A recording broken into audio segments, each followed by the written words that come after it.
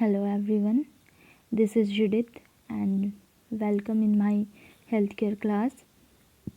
So today's session we will study about digestive system, जिसको हम हिंदी में पाचन तंत्र भी कह सकते हैं।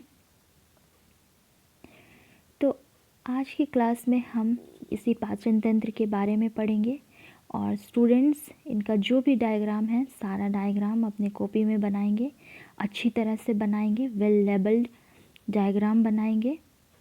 तो आइए शुरू करते हैं।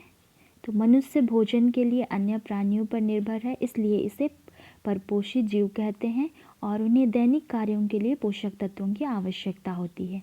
तो पोषण की संपूर्ण प्रक्रिया को 5 चरणों में बांटा गया है: अंतर्ग्रहण, पाचन, अवशोषण, स्वांगीकरण और मल त्याग। तो ये 5 चरण जो है उनके बारे में हम एक एक करके देखेंगे। तो अंतर्ग्रहण, मुंह में भोजन ग्रहण करने की प्रक्रिया को अंतर्ग्रहण कहते हैं। इसके बाद हम लोग देखेंगे पाचन। तो कुछ भोजन ऐसे होते हैं जो सीधे अवशोषित नहीं होते हैं, इसलिए गैर अवशोषित भोजन का अवशोषण किए जाने योग्य भोजन के रूप में रूपांतर की प्रक्रिया को पाचन कहते हैं। और भोजन का पाचन मुख से प्रारंभ होता है और मुख में लार ग्रंथियाँ होती है जो कि मुख में लार का स्राव करती है। और लार में 2 प्रकार के एंजाइम होते हैं, टाइलिन और माल्टेज। ये साधारण शर्करा को बदलकर उसे पाचन योग्य बनाते हैं। और प्रतिदिन मनुष्य में औसतन लगभग 1.5 लीटर लार का स्राव होता है। आहार नाल के माध्यम से भोजन आमाशय में पहुंच जाता है। अब देखेंगे आमाशय में पाचन। तो भोजन के आमाशय में पहुंचने पर पाइलोरी ग्रंथियों के जठर रस निकलता है और जठर रस हल्के पीले रंग का अम्लीय द्रव्य है। और हाइड्रोक्लोरिक अम्ल भोजन को अम्लीय बना देता है, जिससे लार की टाइलिन की क्रिया समाप्त हो जाती है। और जठर रस में अन्य 2 प्रकार के एंजाइम पेप्सिन और रेनिन होते हैं। और पेप्सिन प्रोटीन को पेप्टोन्स में विखंडित कर देता है और रेनिन कैसिनोजन को केसिन में बदल देता है। जैसे कि इस चित्र में हम देख सकते हैं कि आमाशय कैसे दिखता है। उसके बाद देखेंगे पक्वाशय में पाचन। तो भोजन के पक्वाशय में पहुंचने पर सर्वप्रथम यकृत से पित्तरस निकल आता है और पित्तरस क्षारीय होता है और इसका मुख्य कार्य भोजन को अम्लीय से क्षारीय बनाना होता है। तो अग्नाशय से अग्नाशय रस आकर मिलता है और इसमें निम्नलिखित एंजाइम होते हैं, ट्रिप्सिन और अमाइलेज और लाइपेज। तो ट्रिप्सिन यह प्रोटीन और पेप्टोन्स को पॉलीपेप्टाइड और अमीनो अम्ल में बदल देती है और अमाइलेज स्टार्च को घुलनशील शर्करा में बदल देती है और लाइपेज। अब देखेंगे छोटी आंत। तो यहाँ पाचन की क्रिया समाप्त होती है और भोजन का अवशोषण शुरू होता है। तो छोटी आंत में आंतरिक रस निकलता है और यह प्रकृति में क्षारीय होता है। लगभग प्रतिदिन 2 लीटर आंतरिक रस का स्राव होता है।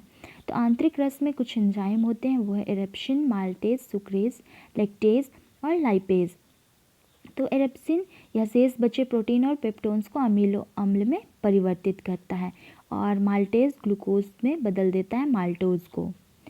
और सुक्रेज ये सुक्रोज को ग्लूकोज और फ्रक्टोज में बदल देता है। अब देखेंगे अवशोषण।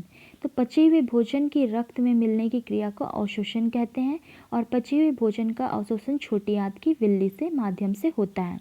उसके बाद स्वांगीकरण, शरीर में अवशोषित भोजन का प्रयोग स्वांगीकरण कहलाता है। उसके बाद आता है मल परित्याग। तो अपचा हुआ भोजन बड़ी आंत में पहुंचता है जहां जीवाणुओं द्वारा इसे मल में बदल दिया जाता है, जो कि गुदा द्वारा शरीर से बाहर निकल जाता है। तो ये मल परित्याग लास्ट में होता है। तो स्टूडेंट्स जो भी चित्र इसमें दिया गया है उसको बनाएंगे अच्छी तरह। अब देखेंगे पाचन तंत्र से जुड़े विकार। तो यहाँ मानव को होने वाली कुछ पाचन संबंधी समस्याएं उल्टी, अतिसार जिसे डायरिया कहते हैं, पीलिया, पथरी और आपच। तो उल्टी पेट में जलन के कारण मुख से भोजन का बाहर निकलना होता है। डायरिया यह संक्रामक बीमारी से आंत में घाव हो जाता है।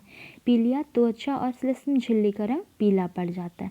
पथरी में क्या है, कोलेस्ट्रॉल के जमने से पथरी का निर्माण होता है। अपच बड़ी आंत में भोजन के अधिक प्रवाह के कारण मल परित्याग में परेशानी होती है। तो आज के क्लास में सिर्फ इतना ही। आगे की क्लास में हम इसके बारे में और भी जानकारियाँ प्राप्त करेंगे। तो स्टूडेंट्स जितने भी डायग्राम हैं सारा डायग्राम अपने कॉपी में बहुत अच्छे से बनाएंगे, वेल लेबल्ड डायग्राम बनाएंगे और उसे प्रैक्टिस करेंगे एग्ज़ाम के लिए। ओके, सो आज की क्लास में सिर्फ इतना ही। Thank you.